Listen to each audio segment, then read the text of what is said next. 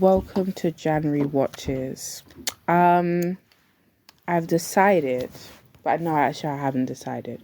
I'm actually still unsure because I'm thinking I might either gonna do it as a podcast episode or as a written one. Either way, they're both long, but I just think to myself, which one is better? Do you know what I mean? Which one is better to do? I'm not completely sure. I feel like both is good, but what I do realize is when I did the December watches last year, um, I watch a lot of things, which is crazy. I went to myself, it's not that crazy, but like I didn't realize I watched so many things just in a month. Like I thought to myself, do I really watch that many things as I thought? Because when I go through the list of December watches, there was literally so many things in there. And it's like, it's the same thing when you write it as well. Because, of course, even when you write December watches or you write any kind of long article on Substack, it always says, what does it always say? Yes, it always says that, oh, this post is too long for email. And then that's how you know that you are stretching out an article. Like, you know that it's long because obviously it's told you that it's long, basically. And it's just like, that's what I mean. It's just like, I think that's even why I decided, I put something in my drafts the other day, which is gonna be one movie a year. Oh no, one movie a month. Sorry, I'm gonna choose a movie every month, just one though, to talk about in depth, because it's like I thought to myself, okay, we could do this thing where we talk about movies, the movies we watch every month, but I was like, there's too many films. And I also think to myself, oh, do I need to add rewatches? But then I do, because they still count. Even like in this episode, like we're gonna talk about my rewatches, and I still think that they're valid, like I'm asking myself, okay, sometimes people when they share things, they don't always mention their rewatches, but rewatches are valid as well as, like new stuff that you watch. You know what I mean? A rewatch is important because you obviously went out of your way to rewatch it because you hold it dear. And yeah. So on that topic, we started the year off with Twilight. Yeah, I started the year off with Twilight. I don't have any I don't have any yeah, I don't have any qualms about that. And apart from I think actually I did an episode on my TikTok account, the shows and movies podcast account, and I said that, yeah, Twilight's my favorite film, and I didn't want to get it misinterpreted, that it's not my favorite film, because it is. Because I was trying to say to people that, like, obviously, when you get to like a mature age and like a mature mindset, you're like to yourself, Twilight is not that great of a film, and it's good that we like digest that and we come to terms with that, because it's good for you to know these things, like to know that Twilight's a bit cringe. Like, I think what I was trying to say was that when I was younger, I yeah I watched Twilight repeatedly, and I wasn't bothered at like the fact that it has some things where, like, yeah, some things where not even like, okay, not even about it not making sense, because of course it's a film that doesn't make sense. I mean, it's about supernatural creatures anyways, so like you know what I mean, like supernatural creatures aren't real. So not that, but like what's it called? But no, like dissecting the the quality. And then I think I also added in on that when I spoke about Twilight. I was saying how even Robert and Kirsten, like, they didn't really like that film either. Like, do you know what I mean? They acted in that film, and even they have, like, like, what's it called? They have like regrets, or so to speak, of being in that film. Like, when I tell myself, Twilight though was both of practically almost their, I don't know, I wouldn't say their beginnings, but it was their major star in film. So, and even then, they're both just like, why were we in these films? And what were those films as well? Like, do you know what I mean? It's funny because I was watching a compilation of Robert the other day, and I think it was a compilation on TikTok of Robert saying, of Robert questioning, Twilight, and it was so funny because obviously he was just like, he was just like, oh, like, yeah, he was just making fun of the film in it, and it was just funny because it's just like, that is obviously where I was able to be as a fan myself. I was able to realize that Twilight's not that great, and that's okay. By the way, because I think even when I was talking about it as well, I was saying how, like, all those other supernatural stuff, like flipping Vampire Diaries and what's it called, Vampire Diaries and Teen Wolf, like, they're all so much better. And I don't know, I think myself, are they better because they're shows? But then again, no, because you would, I don't know, maybe you would expect a film to be better, but there's loads of shows, I guess, that are better than films. And like, that's not even that's not even a bad thing to say. It's just like, even when I started my podcast, I was like talking about shows and movies as a whole. Like, it's a hard thing to talk about because they're two separate they're two separate, like, entities, two separate ideas, but they both stem from, like, having a camera and that, and doing performances. Yeah, but I just mean that, like, film and TV, like, I just mean that they're, like, obviously similar because I meant a lot of the same things goes into them. But I just mean in terms of, like, their qualities, of course, they're more, like, difficult. But what I'm trying to say is that, yes, I'm saying that shows can obviously be better than films, and that's just a fact anyways.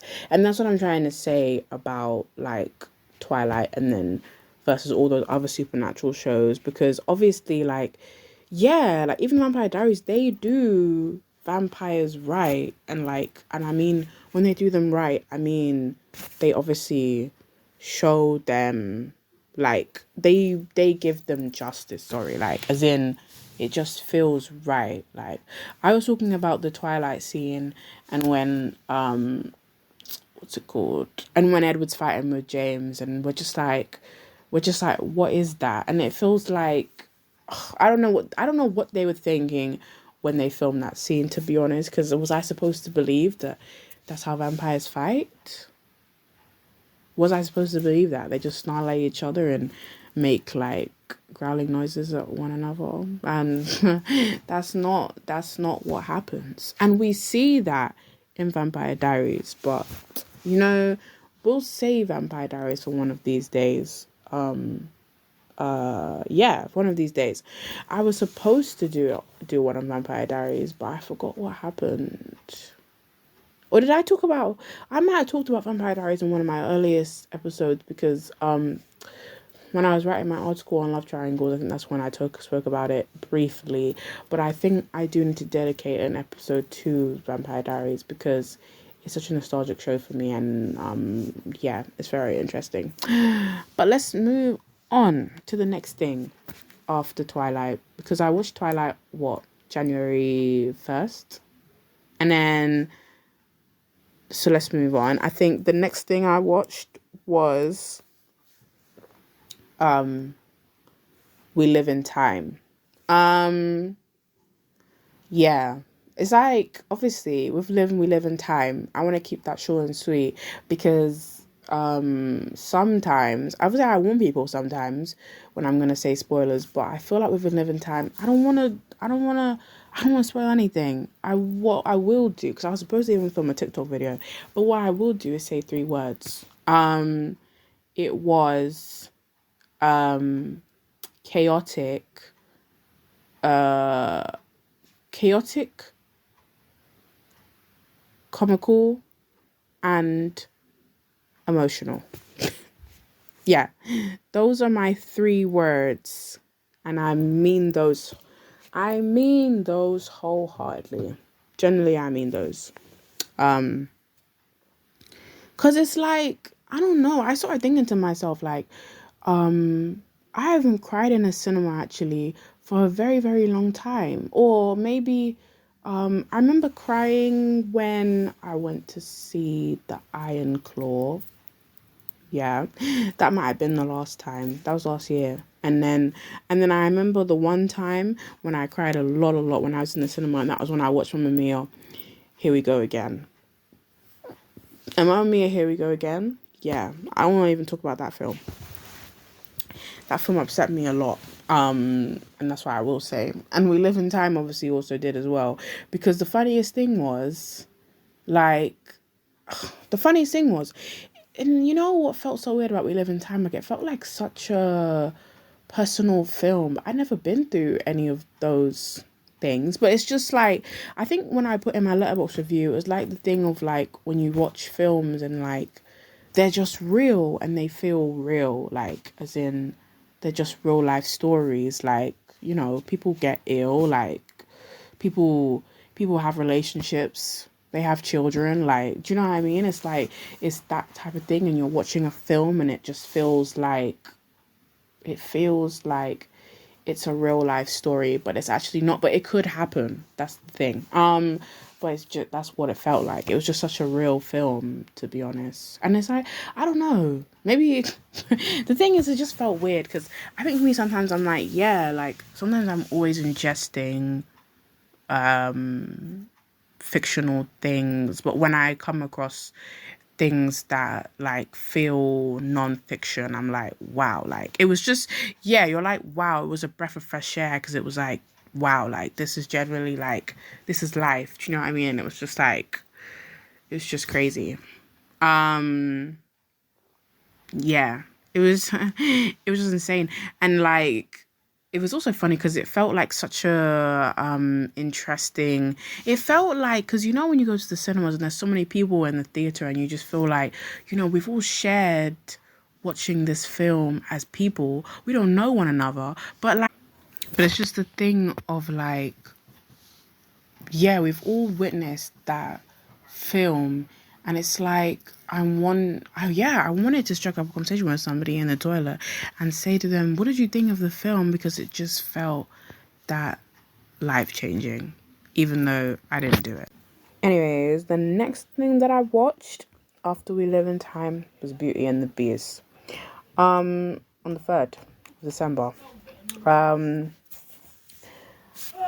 yeah, like with Beauty and the Beast, it's as simple as that. Like, it was a rewatch, and I basically rewatched it because I kind of just to wanted to hear like Belle reprise, and then I feel like I just, obviously with Beauty and the Beast, it's just a nostalgic feeling actually, to be honest.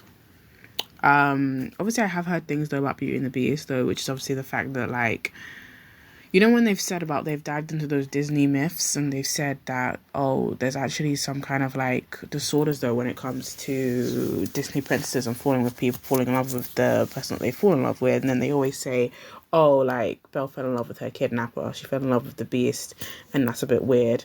And then I'm like, yes, you clock it now as an adult, but when I was younger, I didn't oversee that, you know. I didn't get that then. All I really thought back then was Beauty and the Beast, you know, like be our guest and, you know, be our guest and, you know, guest on, you know. Looking so down in the dumps. But yeah, next thing. Oh my god, oh my god, oh my god, oh my god. The next thing is Geordie Shore season 25. I've been rocking with Geordie Shore since I was young, and I'm so happy that it's back again. because I miss the Geordie Shore family, like, but I miss all of them though, generally. I miss all of them. I still miss, because I think, like, with Geordie Shore, like, I don't know. I mean, I miss Gary. Like, I miss Gary, but I know that he would never come back because he has this whole thing with Charlotte, and, like, I mean, not that Charlotte's on there either. That's my thing. I'm like, Charlotte's not on that show either, but I think he just wouldn't go back because it would just remind him of that time. And I think when he had his whole thing with Charlotte and then they cut it off, like, he was in the press, like, a lot. Like, he was being spoken about a lot. So I think it's a thing where he wouldn't even decide to come back to that moment of his life, you know. I think some of them, like some of the Geordie Shore people, they, like, obviously, I don't know, like, if it's all of them, but I just mean, like, some of them, they don't really look at Geordie Shore as, like, oh, what's it called? They don't look at it with love, I guess, maybe. I don't know, actually. I mean, because I'm thinking about people like, what I'm trying to say, people like Vicky Patterson, like, those type of people, I don't really think that they really look at Geordie Shore as something that they want to, like, that they want to talk about, or that they really want to remember that they even, like, that they even did. I mean, and I think it might be that same thing with Gary, because I meant Gary has not come back, like, at all. He's not come back for any of the things, like, so far. He's not they're on season 25 now, but, like, I'm saying, he's not come back for anything else, like any of the spin-offs or any of that. But, you know, Geordie Shore is still the exact way. And then I like that it's retained that, you know, for, like, the whole, you know, entirety that it's been on. And I don't like, as in, I would not think that I would really fall out of love with it. And I think I also wouldn't, because I also think, because I've been watching it for so long, that I've gained an attachment towards it. So I think it's a question of, like, I wouldn't. And I think what I was saying to somebody, or I posted it on my story on the day that I was watching it, but I think what I was trying to say was that Geordie Shore always reminds me, like, they're also such party animals, and they remind me that, like, do you know what I mean? You can always keep partying. Do you get it? Always keep partying, keep going, and, like, do you know what I mean? And I think also and the thing that I always connect them with, actually, is always kebabs as well. This is what I mean. That's why it's like Geordie Shore's like a great show, because it makes you remember things about them, even when you're not watching the show. Like, you attach different things with them. Like, idea of, like, oh, if I'm clubbing, I'm like, oh, Geordie Shore, like, they'll go to lots of clubs, and they go home and they have kebabs, and they sometimes get into fights, and then that's the end of the night. You know? But it's that idea. But I don't know. Like, it's a whole talk also about reality TV, and like, is reality TV real and all that kind of stuff. But, you know what I mean? I don't know. Like, I think even with Geordie Shore, like, it doesn't exactly feel real, but it's funny.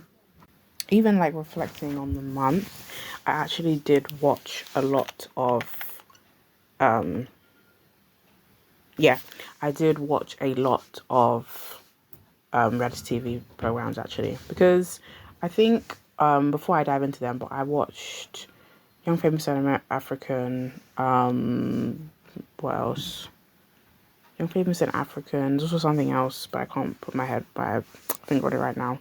Yeah, so Young Famous and African, I watched Rags to Riches, Geordie Shore, which I mentioned, Love Island All Stars. Is that all the reality TV? I feel like it is. Yeah, no, it generally is. That is actually all of them, I think. So, anyways, it's about 5. I'm watching practically all of them. Like, even going into February, I'm still watching all of them.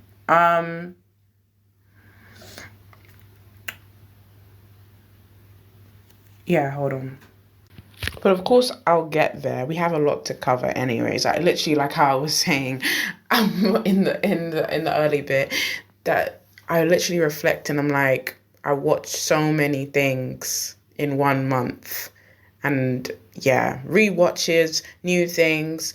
It's like new shows, new movies, rewatches. Basically, that's literally how my months go. Like, that's literally how they go. But there was... Okay, the next one on the list is a rewatch, which was Hercules. I'm so excited for the Hercules West End, the West End play. I'm so excited, you don't understand. I mean, people have been saying, I think some people are a bit disappointed, which I've seen as of late. For me, I don't think I'm disappointed. I think when I saw the cast, I was like, everyone looks good. Like, I don't know any of these people because I wouldn't say I'm much of a theatre person. Like, I mean, the only one time, I think, was it last year or maybe the year before, I went to go and see Brokeback Mountain. I went to go and see Brokeback Mountain, as a play. So I went to see that, but I wouldn't really say that I go to many musicals and like theatre, but I want to go to them more because it's like I am a musical theatre nerd. Like, do you know what I mean? That's my label. I love musicals, and it's like I need to go to more. Like I need to go to see The Wicked one. I need to go see Mamma Mia. I see there's Mr. Morales as well. But no, like, I'm excited for Hercules to come because Hercules has always been a favorite film of mine. Like, growing up, I've watched it so many times, and even rewatching it that day, because I watched it on the 9th of February, and even watching it that day, that was just precisely just because of the rewatch and because it's one of my favorite films. I literally couldn't help it. And I love Meg. I love Hercules. Like, I love that Hercules... Yeah, like, he finds out who he is, his identity, and then he works his way up. And then to think he works his way up, and then he doesn't even go back home. He decides to stay with the person he's fallen in love with. I said, that's a real man. That's a real man right there. Not even that, but you know what I mean? He worked so hard, and it's like, you're like to yourself, he worked so hard to... like, go back home with his parents, but then you know, he meets Meg, and he works so hard, like, to get Meg back, so obviously he doesn't go back, and it's so completely valid. It's so completely valid, but no, and I love all of the music, like, all the songs in Hercules, and I love the muses, goddesses of the muses, I love them, and that's what I mean, like, when I was looking at the cast for the West End one, I was like, as long as the muses are great, you will be seeing me there. Like, you don't need to worry. I'll literally be there just from the basis of seeing Goddess of the Muses, and I know they will kill it. Do you know what I mean? I saw in it, I was like, of course it's not like, oh, I thought to myself, it's not like they could get an ensemble and have them be white women. I was like, imagine if they did that. Not there's anything wrong with that, but it would feel a tad racist. Because obviously the Goddess of the Muses are black, and I was like, I saw that they were all, line up a black woman, and I said, yes, that's great, and I'm so excited to see it. And June's a month before my birthday, and I'm just like, But then the thing is, I feel like I could save it for July and go in July instead of June, because why the heck not? Like, my birthday's in July, and if I want to do something, then I can go and see that, to be honest. And that would be a great birthday treat to myself. I feel like, very much so. It would be a lovely treat. Like, I think, no, this is going off track, but I wanted to do a birthday trip, but then I'm also like, no, if we could stay here, either watch Hercules, and that's also fine. Anyway, moving on. Next up is Jerry Springer. Jerry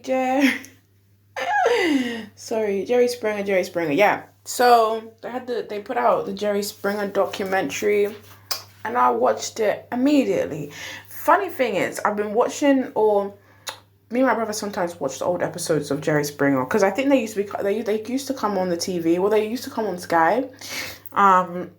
They don't really anymore, basically. But like, obviously they used to watch the Jerry episodes, and I do think, like, something that the documentary touched on was that, like, obviously they're able to draw people in by their outrageous titles. And then, you know, in a way, the thing is, I do feel like reflecting on Jerry Springer as a show, it made me feel bad because I was like, the stuff brought up was just like, I thought to myself, oh yeah, I'm somebody who will flock to Jerry Springer when I see an outrageous title. It made me think, am I shallow? Like, what does that mean? You know what I mean? But then I thought to myself, also, I can't help that as well, because it's just like when you're fed a product of some sorts, you know? Like, I guess it's exactly what he said. What's his name?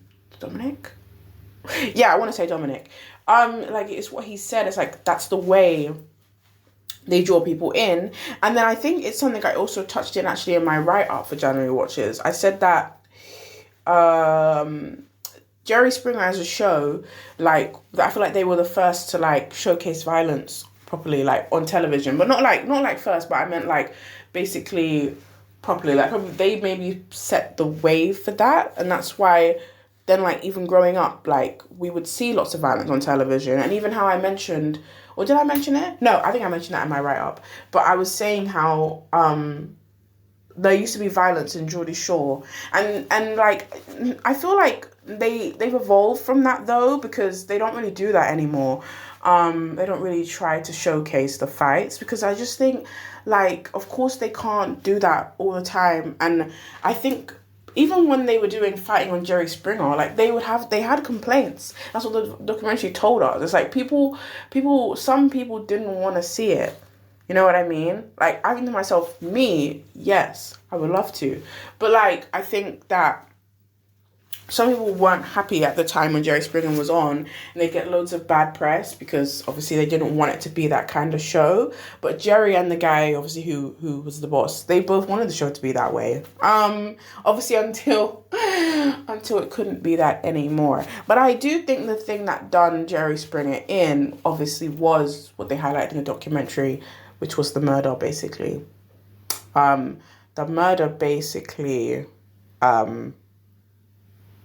I think, like, yeah, like, that's the thing. I think sometimes with shows, even though what I reflected on was that the show went on even after the murder happened, which says something, because you're like to yourself, surely after a murder, you would shut down. I don't know, basically. I feel like you would, because it's like, it's not good press. But obviously, I think that's what I said. When I was watching it with my family, I was saying, obviously it didn't put much of a damper on them, because they were still able to go on for years afterwards. But then I think for years afterwards, like, they were still having fights, actually. But then I think they just did it less. And then actually, no, they went for less outrageous titles, actually, I think.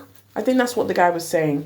In the end, they just went for less outrageous titles, and then obviously, then it stopped being on, because then it was just like, it had reached a shelf life, pretty much. But I don't know. I just do think that the murder, though, would have put a damper on it as a whole, though, because I do think that, like, you know, a murder is a huge deal, and they never would have thought that, you know, that would happen, like, on their show.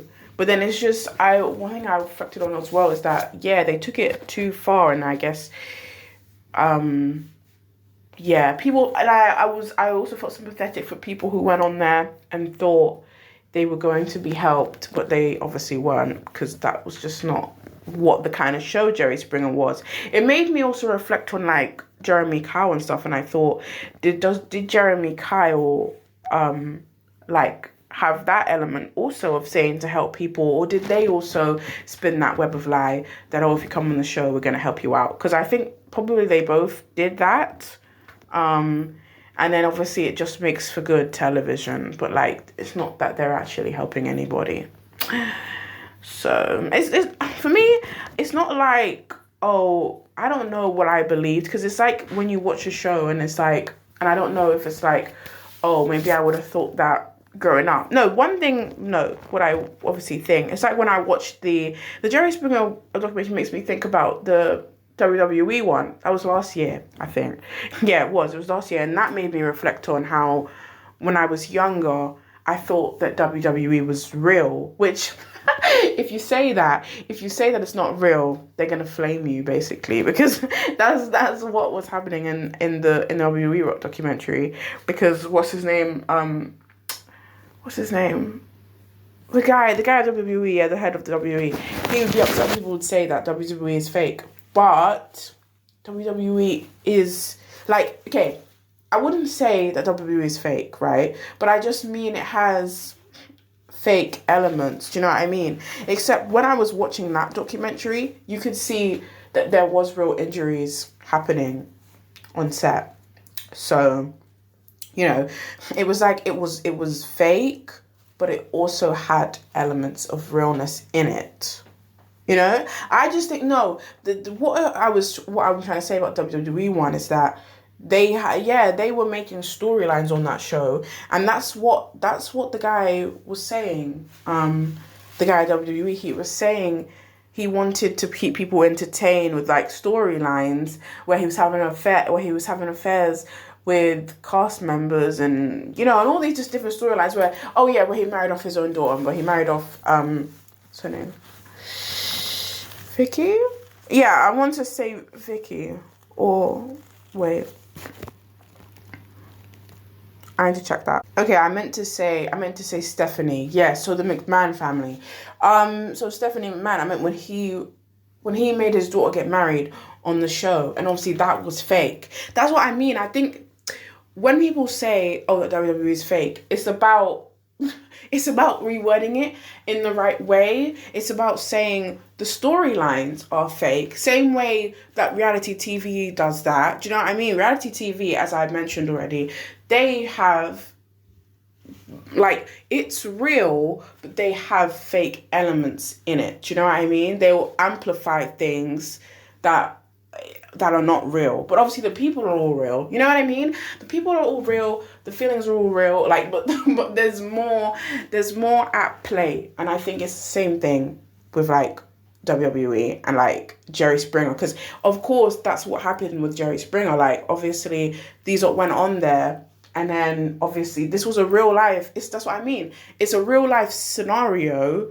but then you're on the show, and the show amplifies those real life feelings. So that's just what happens, But people like Jerry Springer and Vince McMahon. Thing is, I don't think Jerry Springer's a bad person though. Like, of course you could say, oh yeah, you think he's bad because he obviously, he took advantage of people and like their feelings.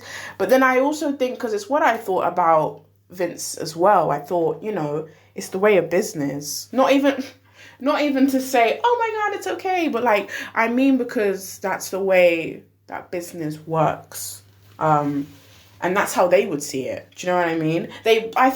I don't think if Vince has apologized. I doubt that. Sorry. But when I was watching the Jerry Springer documentary, he did apologize, because he apologized for like, the gravity, or he apologized for,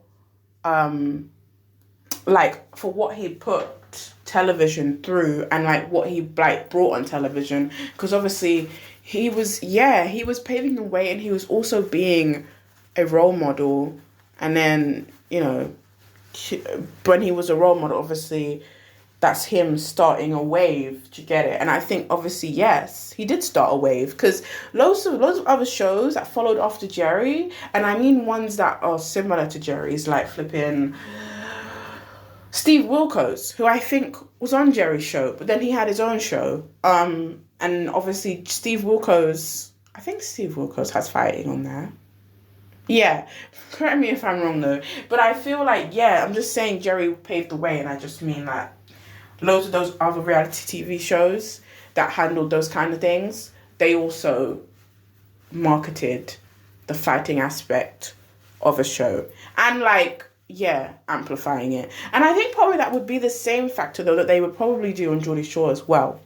They would probably do that on Geordie Shore as well, and that's how it would work. And I think they would probably also do that on Love Island. Not that they fight on Love Island though, but I think that they would do that. That's how they probably do it on Love Island though, actually. I think they do it as it's the same thing, and it's the same tactic of how the producers on Jerry, they would have to say, oh, like, they'd have to make up something like, oh yeah, or amp up these people, and then they'd say a lie, and then they'd run with the lie, and then they'd go out in there, and then they'd be more amped up. So I think it's probably the same thing with how on Love Island, they'll probably get some story told to them, then they'll go and share it around the villa, and then, do you know what I mean? And then it will come out, and then everybody will fight. Do you know what I mean? And I think that's just, it's easy to do so. Do you know what I mean? It's playing with real feelings to create a fake storyline. You know what I mean? And yeah, I hear it. It's fine. But it's crazy. Like, that was the thing for me. I was stunned that those things really happened on Jerry. And that it's like, you're like, that it was all a lie. But then, no, that it was just all like, yeah, it was just all fabricated. So, yeah. And obviously and as I said, it was all just for business, you know? And obviously, like I said, it doesn't make it okay. But I know in their shoes, they would think it's okay because it's about business, but really it's not, because it's ruining people's lives. Same way how the murder happened. Some people who go on there, then that woman loses her life because she went on that show. And I mean, I was wondering, I even thought to myself when I finished watching the documentary, would she have got killed even if she didn't go on the show? We don't really know. But it's a good thing to assess it, though, and to just wonder if she would have, because it's a possibility, because it makes you think, like, domestic violence is one of those things. And I just think, I don't know. I mean, the guy wasn't in contact with her, but she might have somewhat, like, somehow tried to interact with him on the outside world without, like, going into the show. And then he might have ended up killing her anyway. But obviously, the show preempted him wanting to kill her, though, because obviously he was on the program with her, and then he saw the episode afterwards and he got upset. So I don't know. So that's why the show is obviously, it fits into that equation, but it just makes you wonder if it would have happened anyway. You know, because I don't know.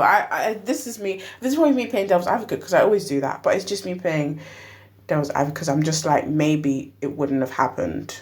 Or you'd like to think that. I mean, anyways, that's what I think. As probably as humans, we'd like to think that it wouldn't have happened if she hadn't have gone on there. But then we just don't really know. So, moving on from that show, because that's mad serious. So moving on. Although it's okay, we're officially in April. And I started this in January.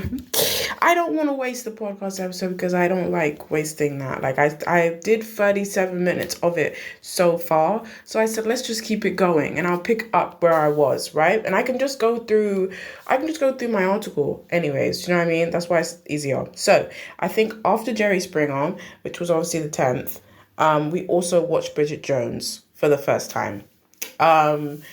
Yeah. Bridget Jones. And then obviously, then there was the new Bridget Jones film, and I did, what was it? I did an article on all three, and then I did an article on the fourth one, because then I did a review. The first Bridget Jones is like, you know what I mean? But it's like, it's the Pentagon. It's the one where you're like, we're hooked with Bridget and who Bridget is. And I'm like to myself, damn, I watched that film. That's the first time I watched the Bridget Jones film. It was the first ever time in January. And then, of course, I did a marathon because I was like, I knew that the newest film was coming out. So I did the marathon because I was like, if I don't see all of the films before this film comes out, then I won't be able to go. And then I watched all of them. And obviously I learned everything about who Bridget Jones was. Like, do you know what I mean? Who Bridget Jones, or not even was, who Bridget Jones is. About Mark, about Daniel. Yeah. But you know what's crazy? And I think even what I will touch on really quickly, because before moving on to the next thing, like, I feel like Daniel obviously had a lot, he had a, what's the word that I'm looking for?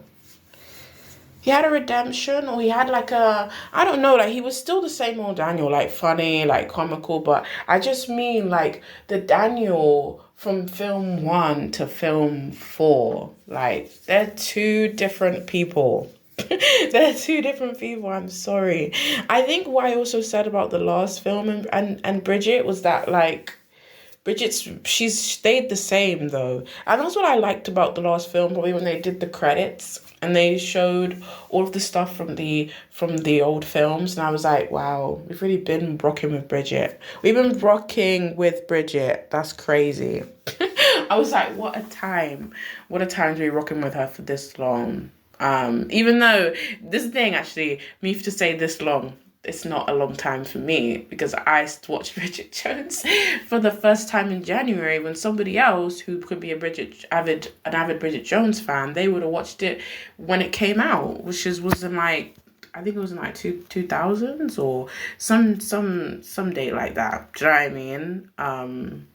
Yeah, some film like that. I forget when the first one is. Oh, yeah, 2001, right? And I guess actually what stood out to me the most, I guess, about Bridget Jones' Diary, the first one. Yeah, is when Bridget runs down the street just in her underwear. I said, yeah. And I think what stood out to me about Bridget Jones is that I said, Bridget Jones is the modern day woman. I said, she's the modern day woman. She runs outside in her knickers in winter. Mind.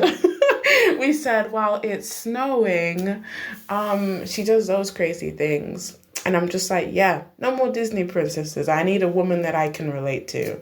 You know, somebody who's not like automatically a size 10, or lower. She's actually got like, you know, she's got bingo wings. She's got, you know, cellulite on her legs. He said, yeah, that's who we want. It's like not to say that there's anything wrong with that kind of woman, because there isn't. But I do think it's a woman that's been fed to society like a lot. Which was why even my past predictions for the last film was that I thought Bridget Jones was gonna like come out on top and just be her by herself, which obviously is not what happened. If you've seen it, and I think I am still a bit bitter about that, but that's fine because I think I just want to be able, I keep saying I want to be able to see a woman like in cinema who comes out on top without the crutches of like, I don't know, yeah, without the crutches of needing a man or anything like that. I just want to see a woman who stands alone, stands upright, and she doesn't end up with any man. She's just there living her life. Do you know what I mean? And yeah, and she's not like rejecting the idea of the cat lady, because literally in everything that we see, they always want to tell us to reject that idea. Like they want us to not digest it, not swallow it, not be okay with it. But if I am, then what? Do you know what I mean? If I am okay with it, so what? Like, it's okay. But that's what I wanted Bridget Jones to be, because I thought that's what I felt like she envisioned to me. You know what I mean? She just envisioned me to be a very independent lady. But I do feel like when we see her as a mother in the last one, I still do feel like she holds that, because she's obviously quite independent, yeah, in that whole time of being a single mother, and that can be super difficult. So, you know what I mean? I said not too much. I won't give her too much. And sure, she wasn't alone like I wanted her to be. But hey, maybe I'll get that one day. Maybe I'll get that one day in cinema. Like, one of these days, there will be a woman who tells me it's okay. It's okay if you're not going to come out with a man or any kind of partner on your arm. If you're single, that's cool. Do you know what I mean? That's the thing that I want for others. For me, like for everybody, I don't think it's a bad thing. But it's funny, in doing this episode, like, of my January watches, I'm starting to think I probably should bring the monthly thing back. I mean, of course, if you are on my Substack, I have been doing them I think the last one, yeah, it would have been March. So I guess maybe I should go back to doing them. And I think I will go back to maybe doing them in I'm starting to think I might not write them. I just mean now that I'm even doing this episode now, right now, on the 14th of April, like I'm like to myself, we can probably either do both or one or the other. And I think that's perfectly fine. You know what I mean? I think I sometimes give too much strain to myself, like a lot of the time that I should be like curating constantly. But it's like if I think I do have I enjoy probably doing this format more than the writing one, to be honest. Even though I think the writing one is also good because it's a way to look back on it. Like, do you know what I mean? I think that's also great. Like, I like I like that when it's written like that, I can just go back. And then obviously, you know what I mean? Look, craziest thing is, if it wasn't written, I wouldn't have been able to do this episode for you guys right now because I probably wouldn't have been able to, I wouldn't have been able to remember what I watched in January. I wouldn't. Even though, you know, when I'm reflecting on it though, I feel like that was a very good month though. Let me even move on because look, the next thing was after Bridget was Skins, which I also watched on the 10th as well. I feel like I watched like 3 things on the 10th. It's quite a lot, mate. I need to slow down. But yeah, and I think with Skins, I don't have much to say about Skins though, really. I think I said in my article that like Skins, what's it called?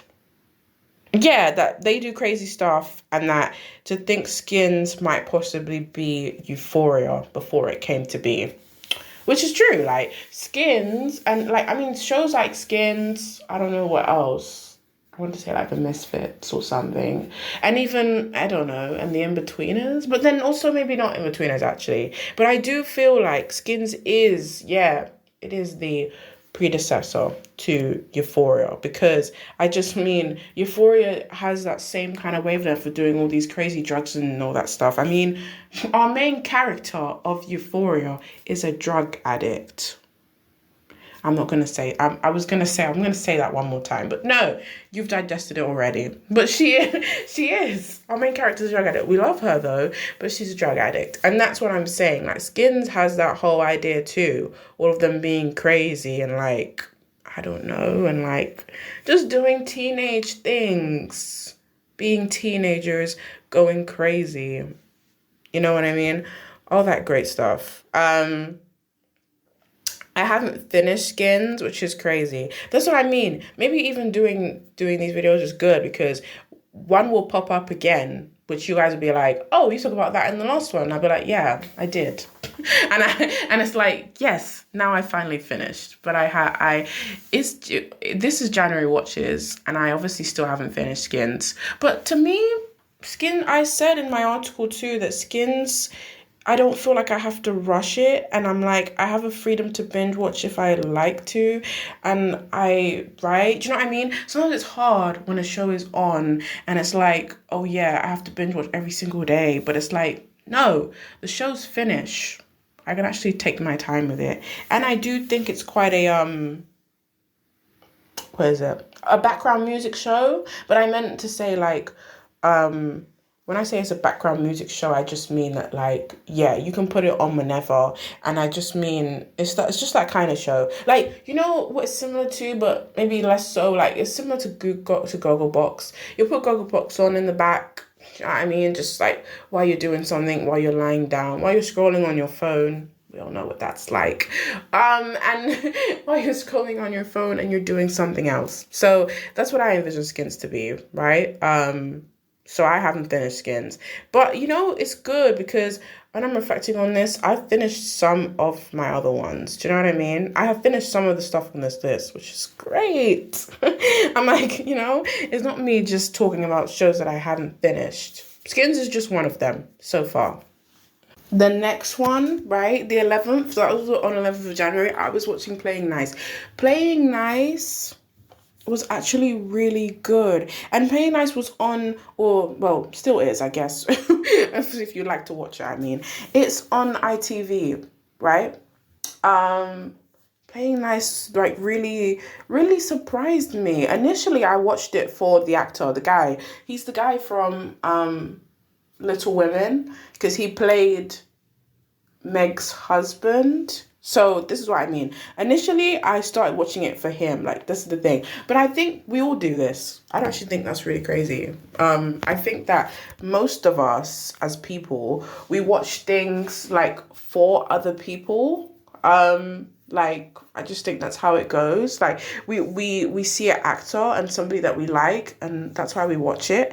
And so that's why Playing Nice kind of like, yeah, it really exceeded my expectations. I mean, I thought it was actually going to be bad. Like, you know, when you think about shows that are on like BBC and ITV and Channel 5 even, you think that like television programs, like, they're not that great nowadays, and sometimes the storylines are a bit cringe, and like, I don't know, and the acting's bad, and I don't know, some of them can be really weird, right? But Playing Nice was actually good, okay? Because obviously I wrote in my article that like there's two couples involved, right? And they realize that they have done a child swap, right? They realize that they brought home the wrong children.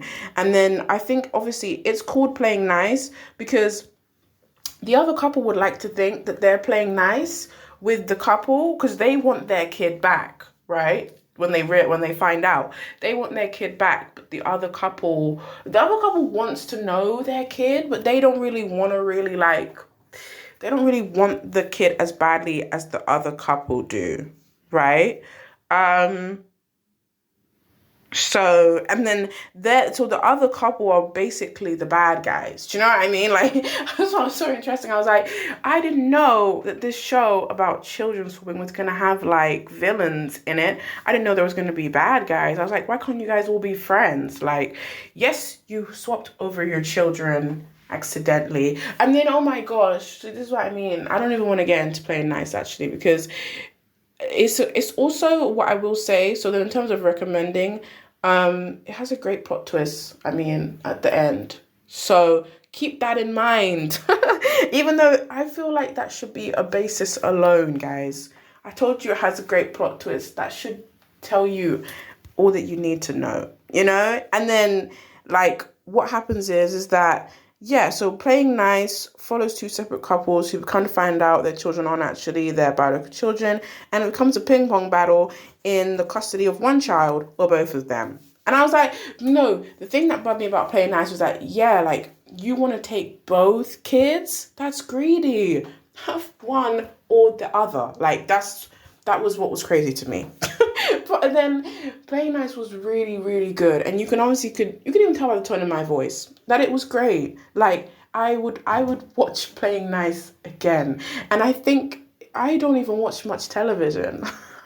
Like, I'm serious. You guys would be like, you don't watch TV? But I mean, I don't watch national television. So I'm more of a Netflix girl. I'm on Netflix all the time, or I'm on all these streaming sites, right? But I'm not on watching something on the television. And Playing Nice was one of the shows that obviously I came across, I saw the guy in it, and it will appeal to me, and that I decided to watch it because it just looked that good. Like, and I was just like, and then I was like, wow, like, I believe in good television. Like, good TV is not dead, even though, I mean, of course it's not dead, but you just think that most great television programs are on streaming sites these days, but turns out they're not, actually. And Playing Nice is one of them. So it is the it is the diamond in the rust. Do you know what I mean? It's the pile. Yeah. You know what I mean. I'm thinking of metaphors now, but you know what I mean. It is the one that shines through out of television programs, and what you ask from them. So, and gosh, I felt so sorry, like, for them, like, you know what I mean? Like, not, so yeah, Pete and Maddie, they're the main characters, and then all they want is to keep Theo safe, and all they want is to be happy with him, but obviously he's not their son, but they love him anyway, like, but I think that's normal. Like, even if you look after a child that's not necessarily yours, you love them anyway because you've not that you've grown up with them, but I mean, like, you have kind of, but I just mean that you've nurtured them. So they feel like your child, even though obviously it turns out that they're not. But it's just like, and I think also another thing about Pete and Maddie was that, like, they were struggling parents too, and that was another factor, and that was why they weren't able to, like, what was it? They weren't the best fit for the children, and it was like, but that makes you root for them more, though. That's what I mean. I'm like, you guys think we're rooting for the other family that are well off and rich and they have a nice house and they have a patio? No, I'm rooting for Pete and Maddie, the ones who are struggling. The ones who make mistakes. Right? Do you know what I mean? And you guys might be thinking, but then they might not have a safe home. But we said, come on, they're human. They are human first and foremost. So let's think about it that way and think about the fact that they're just trying their best. And parenting's not easy. That's what I mean. That other couple, they wanted just to believe that, that parenting should be like, I don't know, it should be, I don't know, black and white, or it should be something that's like easy to navigate, when like, no, it's not. You make mistakes, things happen. Like, but you learn from them though. That's the thing. Well, it's crazy. Playing nice was crazy. Yeah, so in reflecting through this article, actually, I've just realized there's so much more that I have to get through. So now, if you feel like, oh my gosh, I'm zooming, I'm going to be just a tiny bit, but not anything crazy. So the frog was the next one after playing nice. That was also the 11th. The frog is a K-drama, and it was like, I can't even explain the frog to you, but the thing what stood out to me about the frog was that it was very violent. There was murders. There was this guy, he was running a hotel. Then he approaches a bad guest. So they come to his hotel, and it's two different hotels as well. So two different hotels that both experience bad events, but then the bad events are actually murder. So like, you guys were like, bad events, and we're like, no, bad events, it's actually murder. So both of them do, and then I guess one out of the two, so it's two hotels, but then one of the hotels, they closed down, and then the other one is still remains open. But then the whole thing is that the one that they talk about at first, like, that's supposed to be it's just an old case. So really, they tell us that one because I guess it's just like history repeating itself in a way. I feel like that's what that's supposed to be. It's just supposed to reflect on history repeating itself, and like, what do you do when a bad guest reaches your house? And yeah, but the bad guest. So the plot basically is that she comes there, she lives there, and then she actually kills her son, right? And then he doesn't even have any proof that she kills her son. But actually, does he have a little bit? No, I think he had some, but he just didn't have enough. But then the thing is that actually, he didn't report it right away.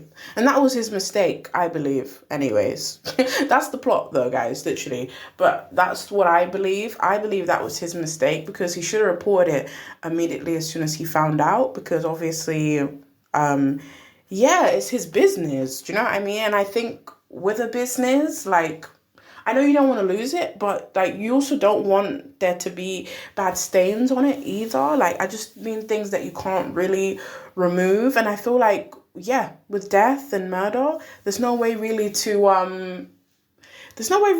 just like move past those, even though that's what I was obviously saying to you guys about Jerry Springer. I just meant, like, with Jerry Springer, I was surprised that they were able to keep running after those years. Because I'm like, if a murder has happened, like, because of your show, I was thinking, like, I'm surprised that it went on for as long as it did afterwards. Like, I thought mainly it would have just, it would have just closed down, like, after then immediately, because it's like, we're like, oh, you've done, like, there's actually been something bad at your place of business, so we actually can't come here. Do you know what I mean? So that's what's really surprising. But anyways, moving on. The next was Bridget Jones, obviously, The Edge of Reason. So I watched that on the 11th. That was the second film. So what was it? Oh yeah, Bridget, that's not your coat. That line stood out to me. That was really funny. Yeah, so that was a great film. And I just think I think for the second film kind of made me think more about like the people that were around Bridget, like her friends and her family. I really was really enjoying that. Like I just mean aside from just her story with these lot, I yeah, not that much of a fan, but I was like Mark and Daniel, I was just like, yeah, cool, whatever. But like I was more thinking, wow, her friends are really nice and they always encourage her, do things, and they're always supporting her, you know? That's always what you need. And I think the thing that also stood out to me about that was just like, yeah, adult friends and adult life. And just being like, yeah, all you need as an adult is a few people around you, nothing crazy, and you know, everything will be fine. Excuse me. Next, Mufasa the Lion King. I watched it on the 12th. So I dare you to say that again to my face. What did you say about my brother? It's not a stray, that's my brother. Yeah, so I really liked, yeah, I liked Mads. He was obviously in this because he was the grey lion. I think I was saying it to my mom. I was like, they made him like a lion and it just looked like him. I was like, that is Mads. Like, I can't tell you, like, but that's Mads and I know it's him. Like, of course I know it's him, but I meant the lion is like, it looks personified, right? And you're like, it just looks like what he was. And then, okay, what intrigued me about this film was that like, it was obviously Scar's law, and I was like, wow, like, that's what happened. And I'm like, that's why Scar hates Mufasa. We said, okay, we're sorry that your dad didn't love you. Like, do you know what I mean? I'm just like, it's not even to be like that, but it's crazy. I was like, he just doesn't like Mufasa because of envy. I was like, okay, that's so weird. Do something else, like, you know what I mean? Read a book. I said, I think in my article I said, he's definitely not a justified villain. Because he's not. Like, you know, sometimes with villains, you can be like, possibly. But like, okay, I can understand that. You know, because who am I thinking about? Dracula, right? Dracula's like, they killed my wife. Now I'm going to rain hell on them. I said, that's fine. That's justified. I get it. Like, do you know what I mean? You were angry that they killed your wife. But with Scar, you're like, oh, you're just envious of Mufasa because he's better than you? Like, okay. So what if he's better than you? It's not our fault that he's better than you. And then now you're gonna be upset. And then, okay, I think also what was another thing about this film is that I didn't like the fact that, well, Mufasa intended to keep him around, and then we see how that plays out. Do you know what I mean? Like, you kept him around after you know that he betrayed you, but then next film comes over and next thing you know, you're dead, you know? But like, if you didn't let him stay, you should have banished him. Then you wouldn't have died.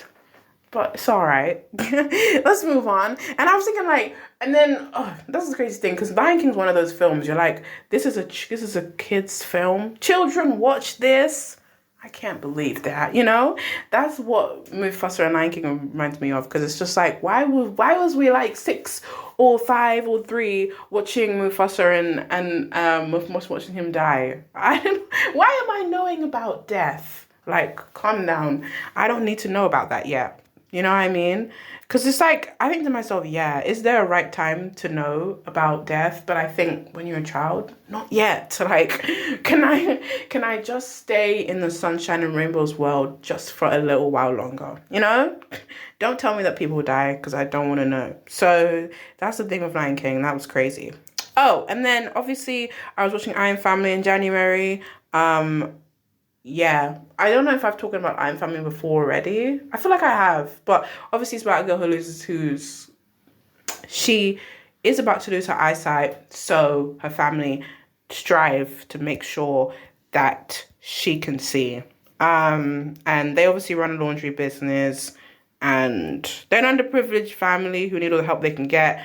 And the romance between the main character and the main lead feels not forced in the slightest. Like, literally, it's not. It's super casual. Like, I think I always hate it when characters are pushed together just on the basis of them being pushed together. I'm just like, that's annoying.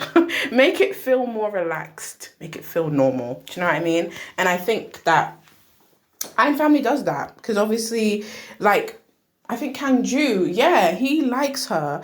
Even like the fact that she can't necessarily see.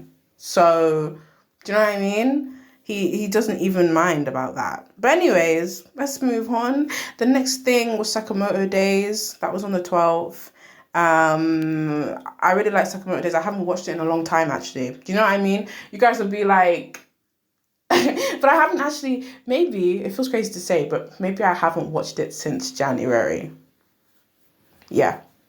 Or maybe I feel like, okay, maybe I did watch it maybe a tiny bit in February, but I don't feel like I watched it that much. I do like it. Don't get me wrong. I do like it. But I think my world, like, right now has been revolving around K-dramas anyway, which is why I'm going to be doing a K-dramas episode, because obviously I've just been watching K-dramas all the time.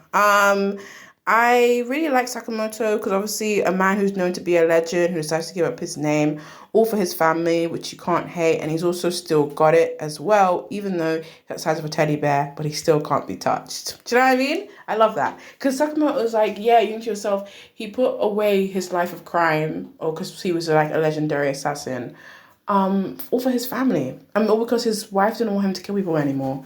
And I said, that's really lovely. You know, that's really lovely. That's really sweet. You know, you don't hear about that often. Assassins wanting to give up their life of killing.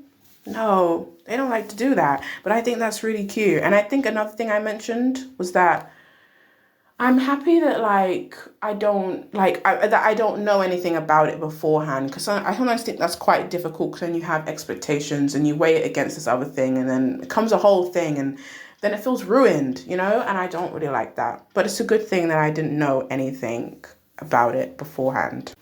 I'm starting to reflect on the fact that, like, I mean, I know that I watch those things in a month. I actually do. Like, it's actually crazy. And I think when you start doing something like this, you do realize how much you watch. But anyways, now, guys, don't hate me. I think just wait for the next one, right? Wait for maybe this month. Don't even worry. I'm gonna do March, actually, don't worry. But I think maybe what might be my structure in doing these is we need to pick maybe like 5 out of the list. And that's how I'm gonna strategize this. Because otherwise, we're all gonna be here for about 2 hours and you don't have the time and neither do I. So I'm now gonna just zoom, I'm just gonna zoom past in it and just say everything I watch. So Love Island All Stars, okay, yeah, Love Island All Stars, Family Guy, Blue Box, My Happy Marriage, Pariah, Love and Contract, Love Next Door, 101 Dalmatians, Exo Kitty, season 3, or season 2, right? Yeah, season 2. Castlevania Nocturne, Gossip Girl, Goodbye Earth, Hayao Miyazaki and the Heron documentary, A Complete Unknown, Young Famous and African, Peep Show, Buffy the Vampire Slayer, 500 Days of Summer, New Girl, Bridget Jones' Baby, TP Bon, that's Time Patrol Bon, The Man in the White Suit, Rags to Riches, Hannibal, Banana Fish, The Killing Vote, Ugly Betty, Jane the Virgin, The Apartment, To All the Boys, P.S. I Love You, Hilda, My Hero Academia, Ubel Blatt, Uzumaki animated TV series, and Arcane. That is it as follows. I mean, ask in the comments if there's anyone that, I mean, even that I just rushed off to finish, like, if you want me to touch on any of them, because I will. So, thank you for listening.